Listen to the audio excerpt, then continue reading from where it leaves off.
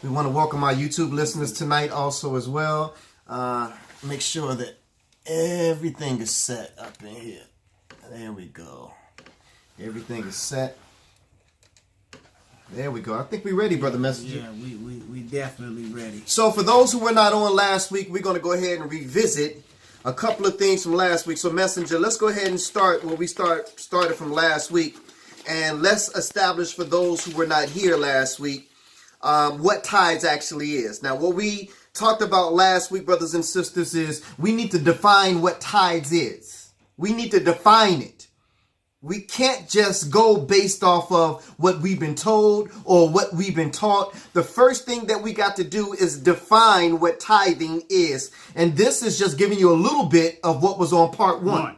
Yes. So let's go to the book of Deuteronomy, the 14th chapter.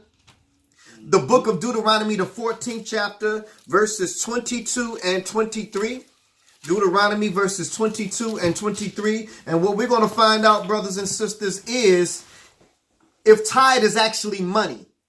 Is tithing actually giving money? Let's establish the definition of tithes according to this book called the Bible. We're going back and revisiting part one of tithing, brothers and sisters.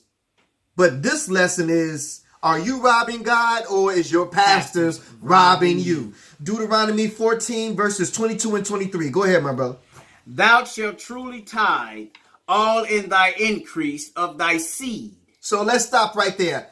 Thou shalt truly tithe in all thy increase of thy seed. In all thy increase of thy seed. So now we got to find out what they're talking about when they talk about seed. See, this is what these slick preachers do. They take these words and change the meaning of this word. So now they say, we want you to give a seed. We want you to give a seed. We want you to sow a seed. We want you to sow your money. But is the Bible talking about money when it's referring to seed? Let's find out what the Bible is talking about when it says the increase of your seed. Go ahead. What is it talking about? That all the field bring it forth year by year. So this particular seed, brothers and sisters, has something to do with the ground. Because it says the increase of your seed that the field brings forth year by year. If this was concerning money, the term or the word field would not be in play right here. So let's see what is brought forth by the field, Brother Messenger. Continue. And thou shalt eat before the Lord thy God in the place which he shall choose to place his name there. So, brothers and sisters, real quick, Brother Messenger, we got to go here. 2 Chronicles 6 and 6. We got to go here because we got to show you that the tithing is supposed to be done specifically in the place where the Lord chose to put his name. Again, tithing was originally set place to be done in the place that God chose to place his name. There is a specific place where God chose to place his name. Let's find out where that place is. 2 Chronicles 6 and 6. But I have chosen Jerusalem. Stop right there. You've chosen where? Jerusalem. He didn't choose Inglewood. He didn't choose Auburn or Gresham or Lawndale or back of the yards, brothers and sisters, or Chicago or Memphis or Texas. He said, I chose Jerusalem. Okay? Continue, start at the top. But I have chosen Jerusalem, that my name might be there, and have chosen David to be over my people Israel. So let's stop right there. So now we know that we have, or he has chosen Jerusalem as the place that he would put his name. Now, read that again. Deuteronomy 14, I think we were at 23. 23. Read 23 again, so you will know that tithing is associated with Jerusalem. Read 14 and 23 again, Deuteronomy. And thou shalt eat before the Lord thy God, in the place which he shall choose to place his name there. The tithe of thy corn. Oh, wait a minute. No, the tithe of thy money. Of thy corn. So you got the tithe of the corn. What else? Of thy wine. Wait a minute. The tithe of thy money. Of thy wine. So you got the tithe of your corn, because remember, he wanted you to plant a seed in the field. He wanted the field to yield forth the increase. He said the tithe of thy corn, the tithe of thy wine, and what else? And of thine oil. And oil, go ahead. and the firstlings of thy herd and of thy flocks. So you got crops and you got flock right here. You got crops and you got flock right here, brothers and sisters. There is no mention of money when it's concerning tithes according to this book called the Bible. Now, there's going to be some people, messenger, that come along and say, well, I do see the word money in this chapter. Well, we're going to read that also. Read down, brother. It says that thou mayest learn to fear the Lord thy God always. Uh-huh. And if the way be too long for thee. So if you live too far away from Jerusalem, go ahead. So that thou art not able to carry it. So you can't carry your corn, you can't carry your oil, you can't carry your wine, and you can't bring all your sheep and your oxen and your bulls and whatever flock that you have, that first fruits of it, if it's too far away and you can't bring it, go ahead. Or if the place be too far from thee, which the Lord thy God shall choose to set his name there, Which is Jerusalem. when the Lord thy God has blessed thee, Okay. then shalt thou turn it into money. Oh, so now we got money into play, brothers and sisters. So I know a lot of you all saying, see, Black Ice, we don't have no corn and no wine and no oil and no flocks no more, but we do have money. So that's what it's talking about. I told you, Black Ice and Brother Messenger, that tithing is money. Wait a minute, brothers and sisters. We got to keep reading. You got to keep reading. Because the Lord says if it's too far and you can't carry all this stuff, you can't bring all these flocks, sell those things and turn it into money. But there's something else he instructs you to do once you got the money. Go ahead, my brother. It says, then thou shalt turn it into money, and bind up the money in thy hand, Okay. and shall go unto the place which the Lord thy God shall choose. So you're going to sell all your stuff and you're going to go to Jerusalem. And what are you going to do with that money once you get to Jerusalem? And thou shalt bestow that money for whatsoever thy soul lusted after. So you're going to take that money and you're going to buy back those things that matter to you, that means so much to you, that your soul lusteth after. Now, this time not talking about anything. It's talking about to replace the things that you sold when you were not in Jerusalem. You coming back to Jerusalem. Now you buying back your corn, your oil, your wine, and maybe even some of the flock that you sold. But you're buying it back with the money that you got from selling it where you came from. Go ahead. It says, lusted after for oxen, or for sheep, or for wine, or for strong drink. See? For whatsoever thy soul desires. So it gave you an example, brothers and sisters. You take the money, you buy those things that he just mentioned, ox or sheep, or corn, or wine, or strong drink, whatever you decide. Because, see, these were things that you were supposed to give to who? Let's go to verse 27. And the Levite that is within thy gates, thou shalt not forsake him, for he hath no part nor inheritance with thee. So Levite was a priest, brothers and sisters. So what you were supposed to do with your tithes, your corn, your oil, your wine, and your flocks, brothers and sisters, what you were supposed to do with it, what you were supposed to do with your corn, your flock, your wine, your oil, you were supposed to give it to the Levite priest because he had no inheritance of the land, brothers and sisters. His job was to do the service of the Lord, preach the word of God. That's it. And as he preached the word of God, the people would take care of him. They would feed him. They would make sure that he had crops and flock. No money is mentioned, brothers and sisters. No money is changing hands, brothers and sisters. But go ahead and continue at verse 28 and 29. At the end of 3 years, thou shalt bring forth all thy tithe of thy increase the same year. No, you should bring your tithes every Sunday. At the end of every 3 years. Read that again. And when should you bring your tithes to the Levite priest? At the end of every 3 years. Uh-huh. Thou shalt bring forth all thy tithe of thine increase the same year, and shall lay it upon within thy gates. Uh-huh. And who? And the Levite because he hath no part nor inheritance with thee, and the stranger, and the fatherless, and the widow, which are within thy gates. Now, the reason why I mention all these people, brothers and sisters, the widow, the stranger, the fatherless, along with the Levite, is because the people were supposed to take care of the Levite. And also, the Levite, in return, was supposed to take care of the widow, the fatherless, and the stranger. With the food that was brought, with the wine, with the oil, with the corn, with the flock, brothers and sisters, they were supposed to have a part of that. It has nothing to do with money. Now, Brother Messenger, we got to skip down for the sake of time, and because we still want to get to part 2. Now, I know a lot of people, brothers and sisters, are going to say a lot of things. Let's go to Amos 4:4. We're going to get you to the New Testament in a moment, brothers and sisters, but we just wanted to point out some of the things that we went over in part 1 before we get deep into part 2. Amos 4:4. Let's go ahead and read that. Come to Bethel and transgress. At Gilgal, multiply transgression.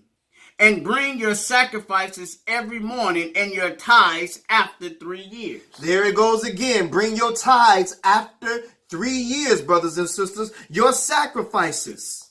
Come on now, brothers and sisters. Again, we're just reading this word. That's all we're doing. We're not coming up with this stuff out of our own mind. We're going to this book called the Bible, and we're reading this word, brothers and sisters. Now, what I want to do at part 2, I want to ask y'all the question.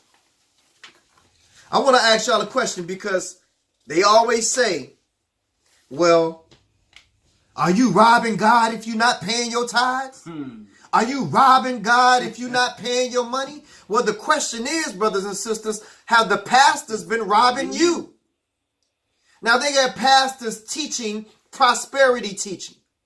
Well, if you want to be blessed, and if you want a new car, and if you want a new home, then you got to give 10% of your money. You got to sow a seed. And they talking about financially, and the Bible is talking about literal seeds that grow food. Well, if you want a car, and if you want a this, and if you want to live a good life, and if you want to be prosperous, you got to give your money to me. Brothers and sisters, let's ask the questions. Has the pastors and the preachers robbed God? The first thing I want to do is go to that scripture that's talking about robbing God, brothers and sisters. Malachi 3. Malachi 3. And we're going to go 1 through 12. We always quote the scripture about robbing God when it comes to tithes. But we hardly ever hear anything other than that one verse. Nothing before it or nothing after it. Or nothing after it. So let's find out who it mentions was robbing God concerning tithes. Also remember, the Levite was the only one commanded to receive tithes. Let's go. Malachi 3, 1 through 12. Let's go, my brother. Behold, I will send my messenger, and he shall prepare the way before me. And the Lord, whom ye seek, shall suddenly come to his temple, even the messenger of the covenant whom ye delight in. Behold, he shall come, saith the Lord of hosts. But who may abide the day of his coming? And who shall stand when he appeareth? And he is like a refiner's fire, and like fuller's soap. And he shall sit as refiner and purifier of silver. And he shall purify the sons of Levi. The sons of who? The sons of Levi. There go Levi again, brothers and sisters. Go ahead, which is one of the tribes of the children of Israel. They were priests. Go ahead. And purge them as gold and silver. And they may offer unto the Lord an offering in righteousness. Then shall the offering of Judah and Jerusalem be pleasant unto the Lord. As in the day of old, as in former years. And I will come near to you to judgment. And I will be a swift witness against the sorcerers. Who else? And against the adulterers. And against the false swearers. And against those oppressed, the hirelings in his wages. The widow, the fatherless, and that turn aside the stranger from his right, and fear not me, said the Lord of hosts. For I am the Lord, I change not. We're going to stop right there. I am the Lord and I change not. not. So if tithes were originally, brothers and sisters, instituted to give the first fruits of your crop and the first fruits of your cattle or those things pertaining to food, brothers and sisters, how all of a sudden did that change to be monetary things? Oh. Who changed it? Because the Lord said, I change not, brothers and sisters. Now, the Lord said that tithing was to be received by the Levite priest. Your pastor, brothers and sisters, your preachers in your churches or in your church homes are not of the Levitical priesthood. But the Lord just said, I am the Lord and I change not. So who changed it? That you don't have to be a Levite priest in order to receive tithes, brothers and sisters. It can't be the Lord because the Lord said, I don't change. Not. I change not. And we ain't doing nothing but reading the book, brothers and sisters. Read that verse 6 again, brother messenger. Malachi 3 and 6. For I am the Lord, I change not. Therefore ye sons of Jacob are not consumed. Even from the days of your fathers ye are gone away from my ordinances, and have not kept them. Okay. Return unto me, and I will return unto you, said the Lord of hosts. But ye said, wherein shall we return? Now here it is. The Lord said, you return to me, and I will return to you. But we have become so ignorant. And I'm not saying that in a negative connotation, brothers and sisters. I'm saying that we have been ignoring this word, or we're not knowledgeable of this word. We've gotten so far away from the truth that we believe that the lie is the truth and the truth is a lie. And we are so messed up that we're even willing to defend the lie. When we run into truth, we're so messed up that we want to even defend the lie, brothers and sisters. That's how bad of a shape we in, but we don't even know that. So the Lord said, you return to me and I return to you. And we so messed up that we told the Lord, where should we return to? Verse 8. Here it is, ladies and gentlemen. Here we go. Will a man rob God? Yet ye have robbed me. And we even said, when the Lord said, you robbed me, what did we return say after that, brother messenger? But ye say, wherein have we robbed thee? And what was the Lord's answer? In tithes and offerings. In tithes and offering, brothers and sisters, we have robbed God. Continue reading, brother messenger. Ye are cursed with a curse, for ye have robbed me, even this whole nation. Bring ye all the tithes into the storehouse. Now, it wasn't talking about bringing money into the storehouse. Remember, at the beginning of the show, we read you where it says your tithes, your seeds that you plant in the ground that bring up crop, oil and wine and corn and your first fruits, your first flock. Crops and flock, brothers and sisters. So he said, bring your crops and your flocks, your tithes into the storehouse. Go ahead. That there may be meat in my house. Can money be meat, brother messenger? Absolutely not. So when it's referring to tithes being in the storehouse, and it says that so that it might be meat in my house, you can't eat money, brothers and sisters. You can, but it's not food, brothers and sisters. It says that there may be meat in my house. Go ahead. And prove me now herewith, said the Lord of hosts, if I would not open you, I would not open you the window of heaven and pour out a blessing that there shall be no room enough to receive it. So in other words, if I open my window, brothers and sisters, what happens when heaven opens up? Rain comes down. And when rain hits the ground, brothers and sisters, it waters the seeds that have been planted. You see how all of these things are connected together? But your preachers and pastors have been so slick that when they say the word seed now, automatically in your mind, you thinking about money. Because they changed the definition of seed to be metaphorically meaning money, when God talked about seed, he talked about literal crops, brothers and sisters. We got two more verses out of this, Brother Messenger, 11 and 12. Malachi 3, 11 and 12. And I will rebuke the devourer for your sakes, and he shall not destroy the fruits of your ground. We got fruits of the ground again when it's talking about tithes. Go ahead.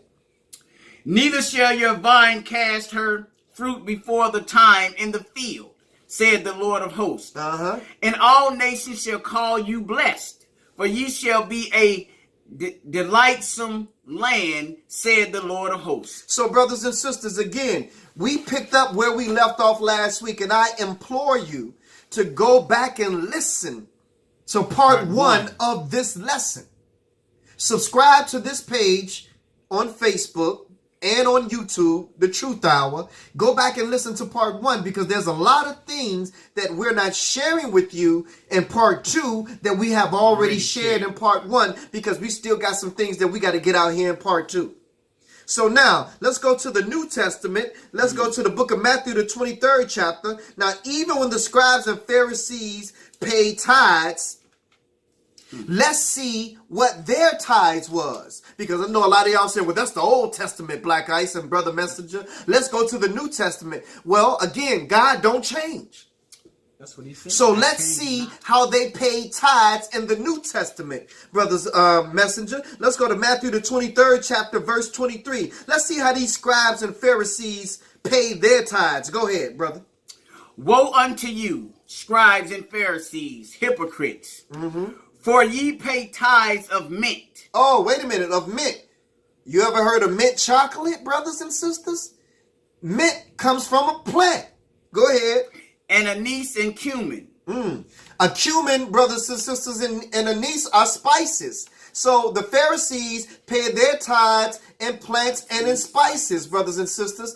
Things that will cause things to taste a certain way. Go ahead, continue. And have omitted the weightier matters of the law. So in other words, yeah, you paid tithes in some of these things, but you left out some of the other things of the law.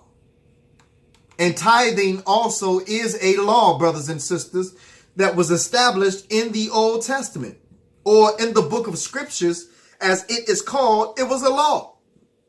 Now, some of the churches that you go to today, they tell you that you are no longer under the law. We disagree with that. But for the sake of argument, if that's your belief, then how can you no longer be under the law and still be paying tithes if tithing was a law? You see how it comes across? Why is that the only law that they somehow seem to want to the only law that survived to come into the New Testament? The only law that survived is the law of tithes, but your pastors and your preachers have taught you, oh, that we're no longer under the law no more. We are under grace. But they skip over the law of tithing, brothers and sisters. We're going to keep that one, but we're going to get rid of everything else. I do remember Jesus himself saying, I did not come to break the law, but I came to fulfill the law. I have not come to destroy the law, but I've come to fulfill the law, brothers and sisters. If Jesus didn't come to destroy the law, but to fulfill it, that means to fulfill means that the law is still present. That's right, brothers and sisters. But because there is no more Levitical priesthood, because we're no longer in the land of Jerusalem, brothers and sisters, that's where your tithes are paid to, and that's who receives the tithe, brothers and sisters. So we're no longer under the tithing law until Jesus comes back, brothers and sisters, and picks it up like he had in the beginning when Abraham paid tithes to Melchizedek. And in another lesson at another time, we'll show you that Melchizedek was none other than Jesus under another, what do you call it? In the Old Testament. He just went by that in the Old Testament, brothers and sisters, before he came through Mary. Now, I know a lot, that's going to lose a lot of y'all, but we want you to go back and look at the lesson on who Melchizedek was. So now, let's go to the book of Matthew, the 24th chapter. Matthew 24 and 4. Matthew 24 and 4. And then we'll go 4, 5, and 11. Now, this book is a book of warnings, brothers and sisters, to us about those who will come and deceive us. The false prophets get their powers from Satan, who is a master at deception. Yes, the preachers have robbed God of tithing and offerings, brothers and sisters, because they haven't told you the truth about it. Go ahead. Matthew 24, 4, 5, and 11. And Jesus answered and said unto them, take heed that no man deceive you. Oh, wait a minute, brothers and sisters. Somebody has been deceiving us about tithes. Go ahead. For many shall come in my name, saying, I am Christ, and shall deceive many. Anytime somebody comes and uses the name Jesus, we let down our guards. We start listening. We start paying attention to what they have to say. But we have to fact check the things that we're being taught with what's written in this book. Where we at? 11? 6. 11. Go to 11. And many false prophets shall rise and shall deceive many. So many false prophets going to come up. They're going to tell you something that's different than what's written in this book, brothers and sisters. So let's go to 2 Corinthians, the 11th chapter, and read what Paul had to say about the people that was going to come and teach you about another Jesus. They was going to come and teach you about another gospel. What? Wait a minute. There's another Jesus and there's another gospel? Yes, brothers and sisters, because the Jesus that the world wants you to see is one whose birthday is on December the 25th. I can't read nowhere in this Bible where Jesus was born on December the 25th. So who's picking dates, brothers and sisters? And then they want to tell you that the Jesus of this Bible is the Jesus of Easter. I can't read nowhere in this Bible, brothers and sisters, where the Jesus of this Bible has anything to do with Easter or Christmas. Pagan holidays, brothers and sisters, instituted by the Roman Catholic Church, brothers and sisters. Let's go ahead, 2 Corinthians 11, 1 through 4. Would to God ye could bear with me a little in my folly. Okay. And indeed bear with me. For I am jealous over you with godly jealousy. For I have espoused you to one husband, and that I may present you as a chastened virgin to Christ. But what about if somebody come and start teaching you something different than what's being taught in this Bible? Go ahead, my brother. But I fear, lest by any means, as the serpent beguiled Eve through his subtlety, so your mind should be corrupted from the simplicity that is in Christ. For if he that cometh preacheth another Jesus, whom we have not preached. So we haven't preached, brothers and sisters, the Jesus of Christmas or Easter, because that's not the Jesus of this Bible. Go ahead. Or if ye receive another spirit, which ye have not received. Okay. Or another gospel, which ye have not accepted. Ye might bear with him. For I suppose I was not a whit behind the very chiefest apostle. Let's go down to verse 13 through 15. For such are false apostles. So there are false apostles, brothers and sisters, those who are come and teaching you something contrary to what's written in this book called the Bible. They're what? Such are false apostles. Okay. Deceitful workers, transforming themselves into apostles of Christ. And no marvel, for Satan himself is transformed into an angel of light. Wow. Therefore, it is no great thing if his ministers also be transformed as ministers of righteousness, whose end shall be according to their works. So, brothers and sisters, you got to be careful whose leadership you are under when it comes to the word of God, brothers and sisters. Now, pastor can't save you. Mom and daddy can't save you. Your salvation, brothers and sisters, is not only in the hands of the Lord, but it's in your hands also. So it behooves you to know this word of God for yourself, and also to fact check the things that you are being taught by your pastor and by your preacher. Now, it's nothing now to type in anything that you want to know about now.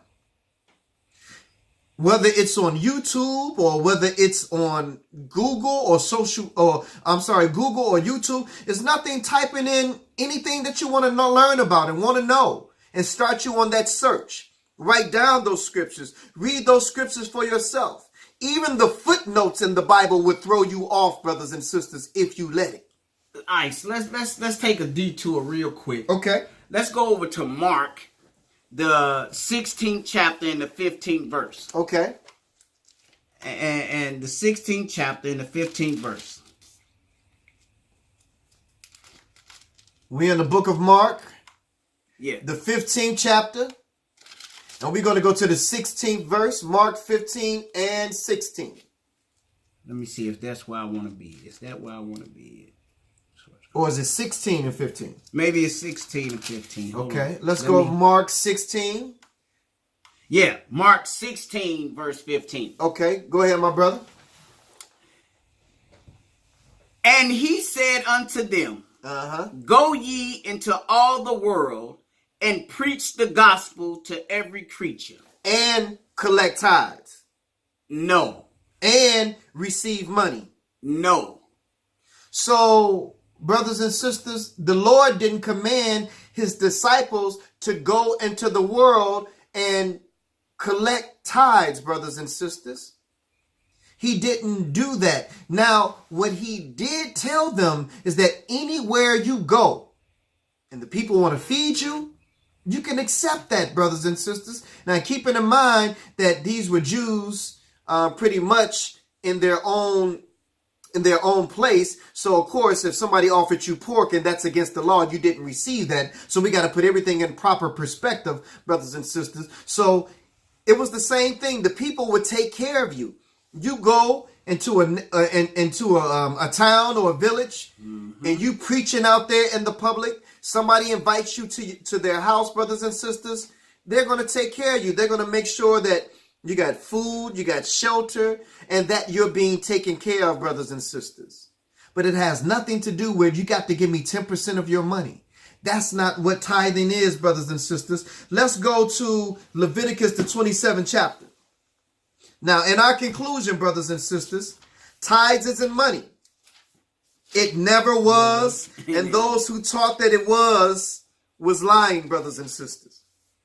We have many televangelists who have gotten caught up in asking for money, calling it tithing.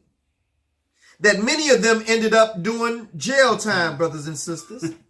So let's go back to the beginning. Leviticus, the 27th chapter. We're going to read one verse, verse 30. Now the Levite priest receives tithes and gives it to who it belongs to. The question is, who does tithes belong to, brothers and sisters? Tithing, offering, sacrifices were commandments or laws that the Lord commanded Israel through Moses to keep, brothers and sisters. Now, Leviticus 27 and 30, brother messenger. And all the tithes of the land, whether the seed of the land or of the fruit of the tree, is the Lord's. It is holy unto the Lord. So it said whether it was the seed of the land or the fruit of the tree, brothers and sisters. The ground or the tree. We still ain't got money up in here nowhere, brothers and sisters. So you may ask the question, if we don't tithe anymore, what can servants of God ask for? So when you go to church and they say, hey, at the end of the lesson, they say, hey, your tithes or whatever the case may be. So the question is, what can you ask for? Well, you can ask for a charitable donation from those who support you, brothers and sisters. And let's go to the book of Acts, the 3rd chapter. Now let's go into Paul's writings. Let's go to Acts, the 3rd chapter. Now, here it is. 2 of the disciples, brothers and sisters, was in the church. And there were some folks in the church that asked them for money. Now, let's look at what the disciples answered when it came to being asked for money. This is Peter and John in the church. Let's see if they paid tithes, brothers and sisters, or gave money. Let's go ahead. Acts 3, 1 through 6. Go ahead. Now Peter and John went up together into the temple at the hour of prayer, being the 9th hour.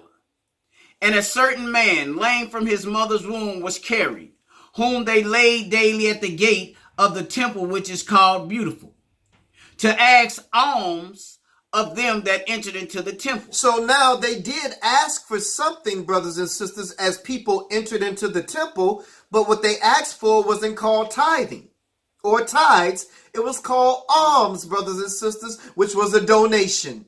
And let's see what happened when Peter and John was asked for a donation. Go ahead. Who, seeing Peter and John about to go into the temple, asked an alms. And Peter, fashioning his eyes upon him with John, said, Look on us. And he gave heed unto them, expecting to receive something of them. Okay. Then Peter said, Silver and gold have I none. I ain't got no money. But such as I have, give I thee. In the name of Jesus Christ of Nazareth, rise up and walk. So, brothers, in other words, there are many different causes to take up donations for. This particular cause was for a man that was in need, or what we would call somebody on the street that's kind of poor. They hanging around the church or whatever the case might be. And this is the poor. This is your charity. This is what you're supposed to be given, or who you're supposed to be given to. But it doesn't have to be a specific amount that you're giving, brothers and sisters. You give what you can afford to give. It may be a word of encouragement. It may be a blessing. It may be money. But it's not called tithing. Let's go to the book of Acts, the 10th chapter, verse 2. There was another man named Cornelius, and he also gave alms or charitable donations to the people also as well. Acts, the 10th chapter, verse 2. Go ahead and read, my brother. A devout man, and one that feared God with all his house, which gave much alms to the people and prayed to God always. So, brothers and sisters, here it is again. Here it is again, brothers and sisters, that here's another man who gave charitable donations out to the people and prayed to God always. But this wasn't called tithing. Let's go to the book of Luke, the 12th chapter, verse 33 and 34. Now, giving alms is giving back or donating towards a charitable cause. Luke, the 12th chapter, verses 33 and 34. Luke, the 12th chapter, verses 33 and 34. Sell that ye have, and give alms. Provide yourselves bags which wax not old, a treasure in the heavens that faileth not, where no thief approacheth, neither moth corrupted. For where your treasure is, there will your heart be also. So if you always got your mind on money, brothers and sisters, if you're always preaching prosperity like some of these preachers have been preaching, brothers and sisters, then your treasure is on money, but it's not on what Jesus came here to teach. Jesus had two things that he did when he came here.